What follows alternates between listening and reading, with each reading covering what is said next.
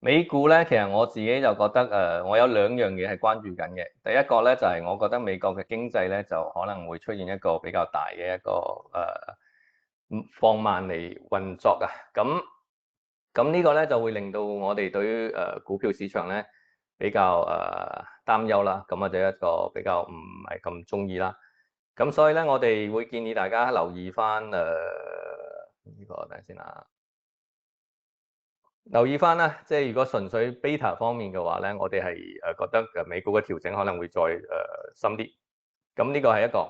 咁見到啦，我哋呢個係美股道指嘅圖嚟嘅。咁我專登今日就勤力少少啦，就將50天線同埋200天線都擺埋落嚟啦，俾大家參考翻啦。咁根據翻我啲好有經驗嘅交易員朋友啦嚇，咁就同我講翻啦。咁美股係即係穿200天線咧，係要好小心嘅。咁雖然可能佢可能假假地啦，咁但係亦都會有一啲係真嘅。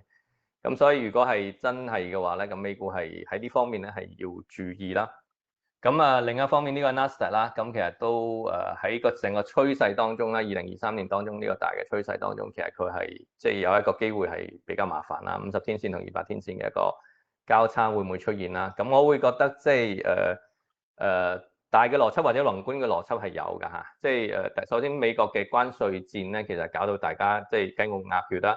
咁似乎佢自己都雞毛鴨血嘅，即係連雞蛋都食唔到。咁進口又好麻煩啦。咁如果佢繼續堅持喺4月2號之後咧，即係對等嘅一個貿易戰繼續開打嘅話咧，咁我會覺得即係美國嘅通脹可能比較難撳低啦。咁佢仲要夾呢個鮑威爾咧去減息。我話佢咧意思即係特朗普。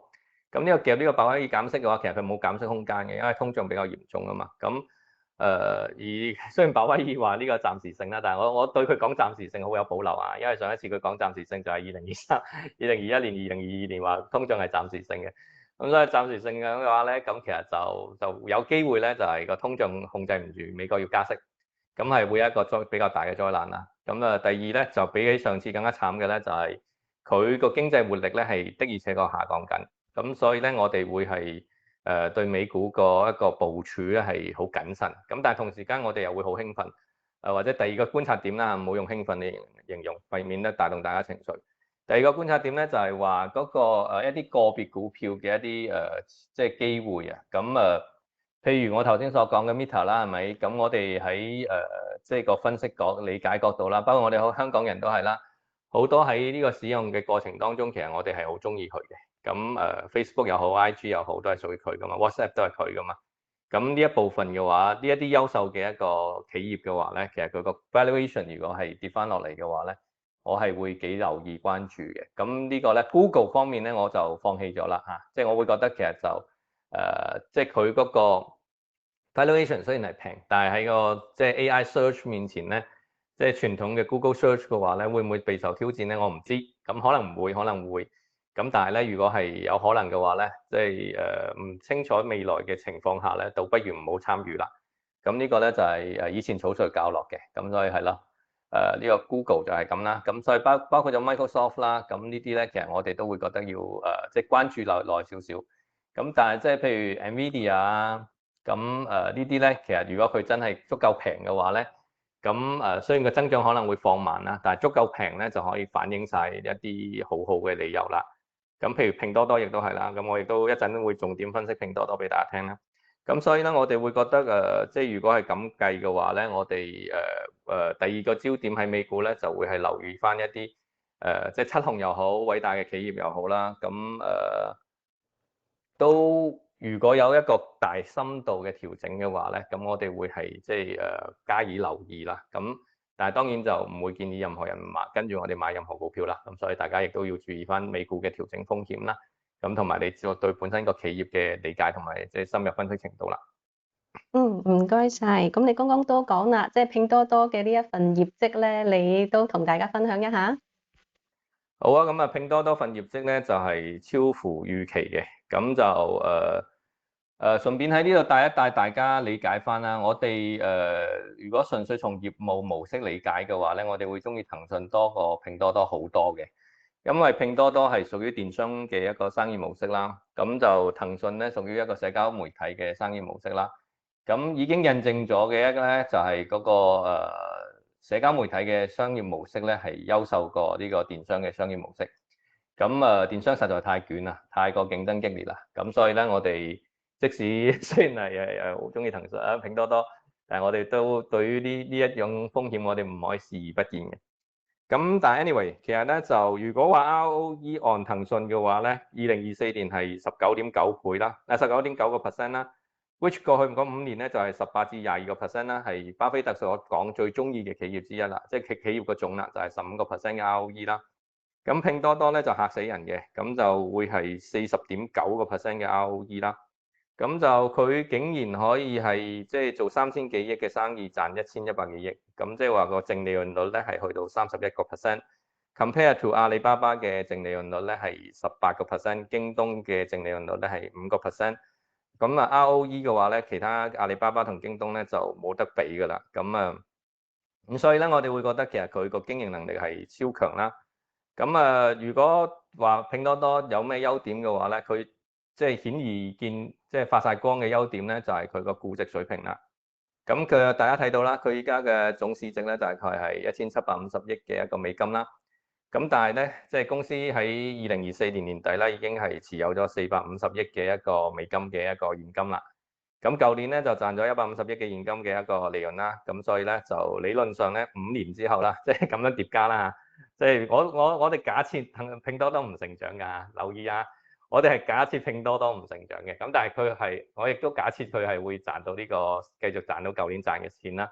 咁我覺得呢個假設唔過分啦，係咪？咁所以咧，你會見到啦，即係如果係5年之後咧，咁就即係依家加多四年啦，係咪？4乘150就600億啦，600億加頭先450億，1050億啦，再加即係本來一年嘅150億啦。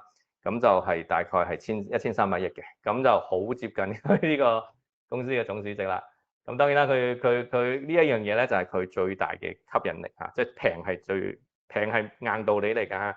即係價值投資嚟講咧，我哋價值投資 ABC 啊嘛，咁如果價值係一個遠高於你依家嘅市場價格嘅話咧，呢個係如果我哋話零係任何一個係0分嘅話咧，咁其實唔使諗唔使考慮佢啊嘛。咁拼多多唔係啦，拼多多嘅商業模式。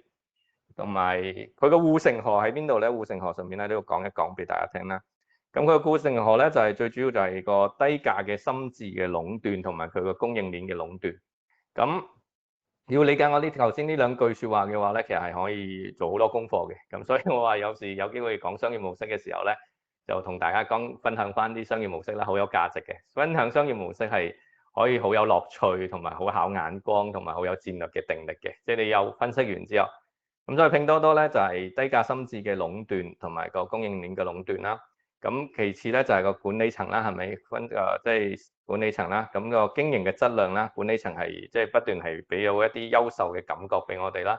咁亦都好有戰略嘅定力啦。咁大家最大嘅詬病咧就係話你攞住大嗱400幾億嘅一個現金，又每年賺緊100幾200億嘅一個利潤，咁但係你點解1毫子都唔分紅俾我哋啊？呢個係最大嘅詬病啊！咁我無意去為呢個管理層站台啦，咁所以我亦都唔會為佢辯護啦。咁但係即係做股東嘅話咧，我哋係認為咧就有幾樣嘢嘅。第一就係估值超平啦。第二咧，其實我頭先假設咗佢個企業係唔增長嘅，咁但係其實佢係增長緊嘅。我唔同意啲人認為佢個增長放慢係一個好大嘅缺點。咁增長放慢係事實，我唔否認呢個事實。咁但係我認為唔係一個缺點。第一，佢個基數係大咗好多啦。咁所以其實佢個 GMV 已經去到5萬億級別啦。咁未來嘅增長部分咧就喺個國際業務啦，同埋佢個降本增效啦。咁可能佢個效益亦都好高啦。咁第二嘅話咧，其實佢嗰個增長嘅放慢咧，其實某程度咧同中國嘅經濟咧下滑亦都有啲關係嘅。咁即係個消費力係下降緊啦。咁第三咧，亦都同國保有啲關係啦。咁我相信有啲部分咧，其實佢係持續受益緊嘅，譬如消費降級，譬如嗰個即係國保嘅即係有一段時間之後，如果消失咗嘅話，咁所以咧其實佢個成長性係仲喺度嘅。even 去到舊年嘅話，其實佢 Q4 嘅話咧，雖然話係成長慢咗，咁但係收入咧都有成24% 按年增長。咁比緊可能幾倍 PE 啦嚇，即係如果你扣除佢個現金嘅話，幾倍 PE 嘅話咧，咁但係你收緊一個即係咁樣嘅ROE 嘅企業。咁樣嘅淨利潤率嘅企業，咁我會覺得有咁樣嘅成長性嘅企業，咁我就覺得即係作為組合嘅一個部分嘅話咧，對於我嚟講係安心嘅。咁當然啦，唔係建議大家買股票啊嚇，咁所以大家唔使理我嘅，咁即係我只不過係一種分享啫。最後尾啦，就係個天幕，舊年咧就係蝕咗280億，應該係人民幣嚟嘅。咁就如果今年咧進一步發展嘅話咧，就繼續佈局啦。咁佢最大嘅風險咧就係美國即係同埋歐洲啦，唔肯放過佢啦。咁但係即係公司咧，似乎即係喺呢種波折當中成長嘅機會係有嘅。咁我哋最希望佢係成長成為一個全民型嘅 Costco。Costco 本身係比較針對中產收入嘅一個階層。咁佢如果拼多多能夠成長成為一個全民型嘅一個 Costco，即係透過會員制啊，透過低價策略啊，以量取勝啊，咁嘅話咧，咁成為一個即係無可取替嘅一個電商嘅話咧。咁我哋希望佢可以即係最後尾大家市場會認同翻佢個價值喺邊度咯。咁拼多多嘅大概分享係咁多先啦。咁我哋見到佢即係呢部分，因為佢個升幅唔大啦。咁即係因為我覺得100蚊嗰啲買唔買都係唔買都係唔買㗎啦，買都係會買㗎啦。咁所以亦都唔會專登講話我哋提過啲咩啦。咁但係即係我唔覺得從110蚊呢啲位置去升到130蚊呢啲位置係好大嘅升幅咯。所以我覺得。同埋佢個 valuation 真係唔算係，我頭先就算形容騰訊嘅 valuation 嘅話咧，我都會覺得佢係一個合理啦，係嘛？至少我加咗合理稍為偏低，咁但係拼多多我係絕對偏低嘅，咁所以我係覺得即係唔使太擔心 beta 個波動影響到個股價波動，咁所以我自己就覺得係咁樣嘅一個理解啦。咁美股方面嘅總結就係啦，小心啲啦。咁但係即係有啲偉大嘅企業啊、優秀嘅企業啊、商業模式非常之穩固、企業管理層非常之穩固嘅企業啊。咁總之有個指標嘅，我自己心目中都有個指標。睇下巴菲特幾時出手咪出手咯。咁你睇下今次巴菲特出手就係不斷減持美股啊嘛。咁睇下佢幾時出手買啲咩啊？咁我哋亦都係留意下啦。咁所以即係講笑啫嚇，呢部分講笑。咁梗係靠我哋自己做功夫啦。自己做研究啦，咁希望我哋頭先嗰啲對大家有幫助啦，多謝大家。好，唔該晒，咁我都記得咗啦。即係而家就話拼多多嘅嗰個估值咧，即係最大嘅優點就係估值平啦。咁咧就我哋問翻少少直播室嘅問題先啦。剛剛你都有問題時間啦，係咯。好啊，好啊！你剛剛講咧，即係呢個港股嘅嗰個大市嘅結構都有啲鬆動，都提大家可以提升翻現金比例啦。咁即係喺港交所呢一方面咧，即係嗱之前佢即係個大市升，即係或者升嘅時候咧，佢亦都冇話即係跟得咁足啦。咁你其實對港交所嘅呢一個判斷係點咧？如果大市嘅調整，其實對佢有冇咩影響咧？beta 方面咧一定會有影響嘅，咁但係咧即係你減唔減持咧，咁就睇翻你自己嘅倉位嘅比重啦，同埋你嘅獲利空間啦，同埋你買入嘅一個所謂嘅一個水平係幾多啦，你嘅持倉成本係幾多啦，簡單啲講。咁我哋都覺得其實係beta 方面純 beta，譬如我都係頭先嗰個舉例咯，譬如話你真係覺得港交所今年係會不斷水漲船高嘅，咁我哋都講過啦，今年就係低高高啊嘛，咁 which 係高咗，跟住依家可能行緊低個浪啦。咁後邊嘅話，我相信港股依然係有個機會啦。咁但係即係見步行步啦，嗰啲開玩笑嘅嘢唔講得咁多啦。咁所以咧，我哋會覺得即係港交所今年以嚟咧，其實個生意做得好好嘅。咁如果我冇記錯咧，我哋去到3月頭嗰陣時咧，我哋嘅融資金額咧，即係 IPO 嘅融資金額咧，已經係去年同期嘅一個23倍咁多啦。咁今年即係其實正式嚟講咧，就係後邊仲有好多大嘅企業嚟緊排住隊上市啦。乜嘢寧德時代嗰啲都排緊上市啦，咩海天醬油嗰啲都排住隊上市啦。咁呢啲全部都係 A 股非常之強勁嘅一啲企業嚟嘅。咁嚟到港交所嘅話咧，一定會係令到佢水漲船高啦。咁所以第一，你個持倉比重如果好重嘅話咧，咁又獲利空間又大嘅話咧，咁我覺得你做一啲即係波幅部分嘅減持咧，我覺得都無可厚非。咁但係即係當然呢個咧，你個成本就係最大成本就係佢根本唔會調，咁就升咗上去。咁所以咧調翻轉頭咁講啦，即係話你其實覺得佢後邊個空間都仲大，而你又未必把握到佢個波幅階段嘅話咧，咁倒不如即係我會覺得即係又唔係升得多，咁咪繼續揸住佢咯。咁但係對於我哋嚟講啦嚇，即係我哋對科技股嘅減持咧係比較堅定嘅。譬如對於一啲升幅比較巨大嗰啲咧，我哋係堅定嘅。咁但係港交所呢啲咧，譬如咩叫升幅巨大咧？咁呢啲咪升幅巨大啦。咁咧我哋係堅定嘅。咁但係即係對於港交所呢啲咧，我哋冇咁近乎都冇乜討論過咁滯。咁我咪俾緊 tips 大家，咁大家可以參考翻，就當即係理解翻我呢個大概理解啦。總而言之啦，我自己覺得港交所今年嘅一個業績又好，即係個 IPO 嘅數量又好，跟住個港股成交金額又好，都會明顯比舊年高嘅。咁嗰個 valuation 或者個估值水平咧，其實未係處於佢歷史水平嘅高位嘅。係啦，就係咁。好，明白。咁咧，呢個朋友都問翻啦，即係嗱，你上次都講過呢一個富途嘅業績就你都覺得好驚喜啦。咁即係港交所啊、富途啊呢啲都係即係相關呢一個類型嘅股份啦。其實你對港交所 versus 富途嘅話咧，有冇話一啲覺得啊，可能富途會好啲喎，或者港交所會好啲喎？有冇呢一啲嘅睇法㗎？佢哋唔完全一樣嘅企業嚟嘅，咁但係咧，我哋內部計過啦，即係我俾一個內部嘅結果俾你哋參考就算啦。港交所咧，其實我哋係冇明確嘅目標價嘅，咁我哋咧更加多咧，可能係即係參與港股嘅呢一浪，如果係牛市嘅話，我冇話佢係牛市，如果係牛市嘅話咧，我哋係希望可以參與到佢呢一浪嘅一個即係表現啦。咁而富途嘅話咧，其實我哋見到啦，其實佢第四季度嘅業績啦，即係啱啱公佈咗嗰個啦。咁就係好超預期咁樣嘅一個表現啦。咁其實個股價當然即係亦都跟住個股價，即係港股上升升跌跌啦。咁但係咧，即係我哋內部計過咧，其實佢以舊年10月頭嗰啲位嘅一個業績水平嘅話咧，即係呢個位咧，其實佢係值120蚊嘅。咁但係即係好明顯係我哋當其時計啊，值120蚊，但係好明顯咧，後邊我哋係計錯數嘅，佢係遠遠超出我哋預期。咁所以我哋依家會覺得120蚊應該唔係佢嘅一個即係合理估值嘅水平。咁至於幾多係咧，咁有機會咧，我先至同大家即係喺嗰啲講座啊，或者有啲咩地方咧，有多啲時間發揮嘅時候咧，我就將一個富途嘅深度分析咧，就分享俾大家。又或者可能有啲筆記啊，或者一啲投研報告啊，咁都有睇下點樣俾到大家睇。咁就呢一個咧就係 valuation wise 嘅話咧，以佢嘅增長幅度嘅話咧，係唔過分嘅。好就仲好嘅啦，其實佢個整固咧，其實因為佢喺美股咧，佢個整固咧其實提前咗，咁我唔覺得佢係好離譜咯。大概係咁啦，富途係咯。嗯，好啊，明白嗱。有一個板塊咧，就關於呢個煤炭股啊 TC 嘅問題嚟嘅，因為你之前講咧就即係綠色能源啊，呢啲咧你都即係專門開過一個課程同大家講㗎啦。咁但係即係舊式能源煤炭股呢啲你又講得少啲啊。TC 咧佢就話其實佢留意到咧呢個煤炭股嘅 PEPB 都係偏低嘅，咁同埋企業嘅負債都低，同埋個派息都算慷慨嘅。咁你覺得呢啲即係舊式能源嘅板塊咧，如果作為長期持有嚟收息嘅話，會唔會都有個價值喺度啊？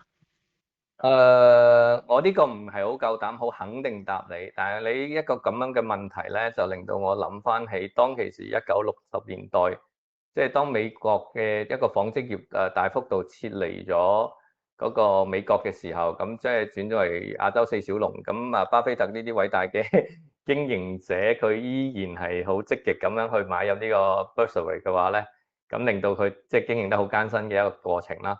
咁我會覺得人類嘅能源未來嘅話咧，未來嘅能源嘅話一定唔係石化能源，咁所以咧我會覺得即係包括神華啊或者1171啊呢啲燃煤啊，咁其實佢係即係享受緊一個好好嘅一個即係紅利啦，係咪？咁包括石油其實都唔差嘅，咁但係咧我自己唔知道佢中短期嘅話表現會係點啦，但係長期嘅話咧，我會覺得即係可以慢慢挖掘一啲優質嘅一個企業咯，即係如果係我嚇，我唔係話建議你一定要即刻離開，咁但係即係從股息嘅話咧，佢依家係穩定嘅，亦都係高嘅，咁但係即係從長遠嘅收入嘅話咧，我唔即係你問負責任少少啦，我會覺得唔會特別贊成你咁樣長期持有咯，或者黑埋眼長期持有咯，咁所以呢一個咧就希望你係咯，希望係我呢個回答當中你有得到啲嘢啦嚇，咁所以係咁啦。好。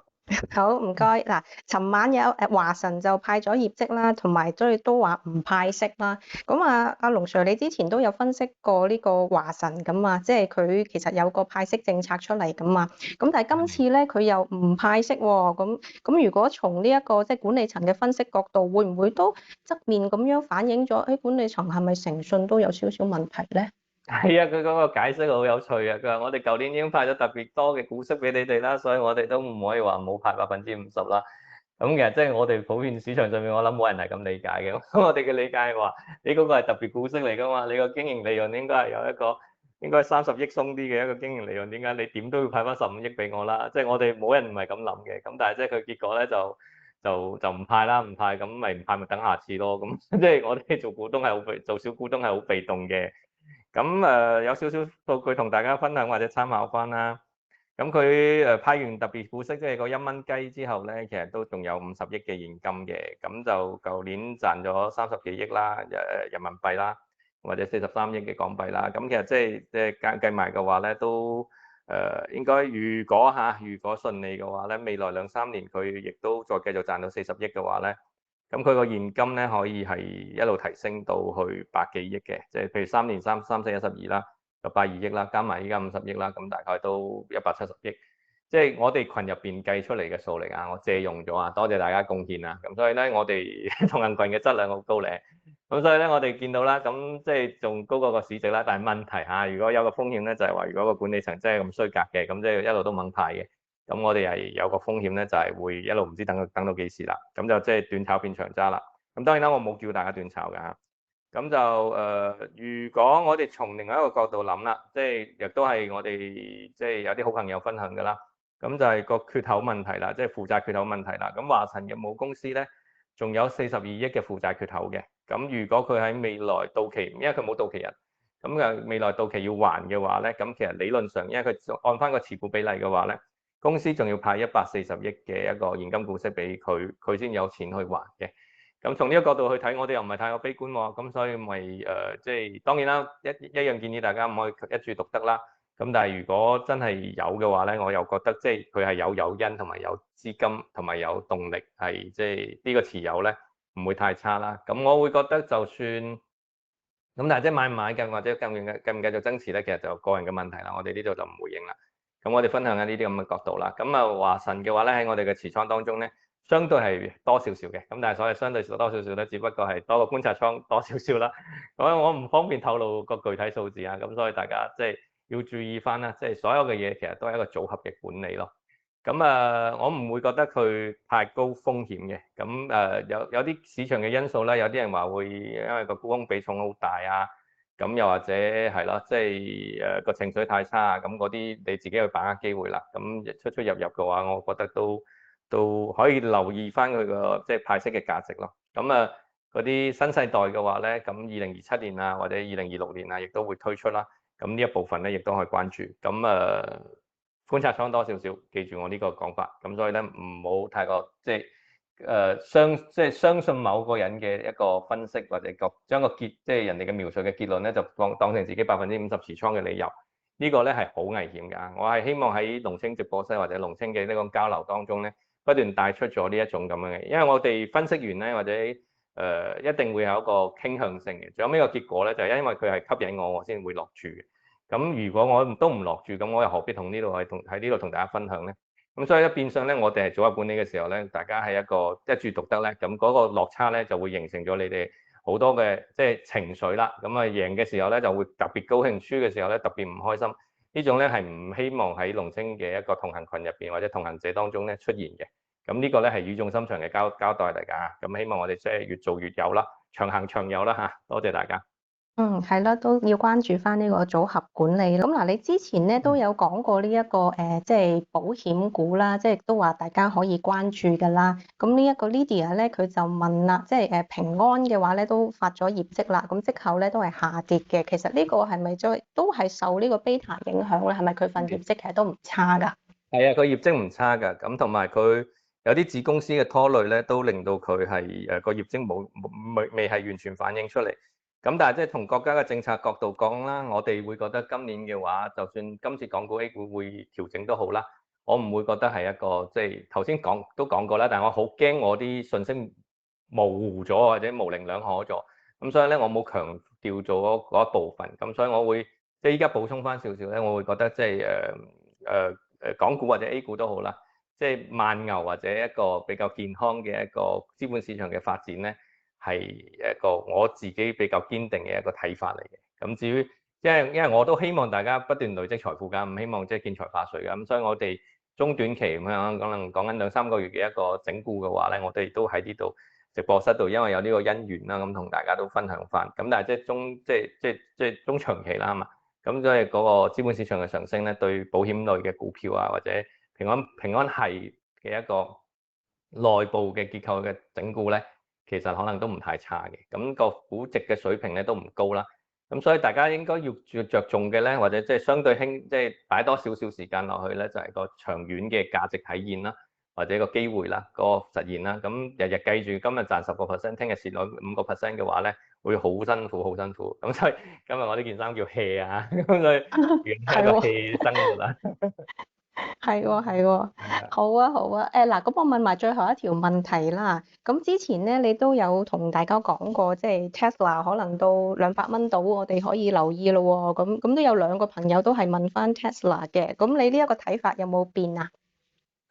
留意啫，唔好話即刻係一個好好嘅估值機會啊！但係我覺得即係留意嘅同時，我真係留意到佢好似短期都幾弱、幾差下喎。咁即係我會覺得其實佢喺氛圍上面或者宏觀上面，其實佢都需要有啲嘢或啲信號證明俾我聽佢係唔差嘅。咁但係即係你話，嚟到呢個水平嘅話咧，即係咁你建立觀察倉位，咁梗係好啦，好過係450蚊啦。咁我會覺得即係呢一個位係我會留意嘅位置嚟嘅，係啦。咁但係即係只僅限於一個所謂觀察倉位，因為佢仲未說服到我點解佢可以令到我加大倉位咯。咁即係美股你見到啦，即係有啲股票啦，即係跌得好深㗎啦。咁尤其 Tesla 呢啲啦。咁所以你真係要建立一啲觀察倉位咧，其實我覺得呢啲時間係都可以㗎，係啊。嗯，好，好，好，唔該晒。咁時間差唔多咯喎，我哋同 YouTube 朋友講拜拜先。咁就係啦，咁所以我哋都同大家講翻啦，因為我知應該有好多人係喺即係500人滿咗之後想入嚟都入唔到，咁我哋亦都見到大家繼續呼籲緊啦。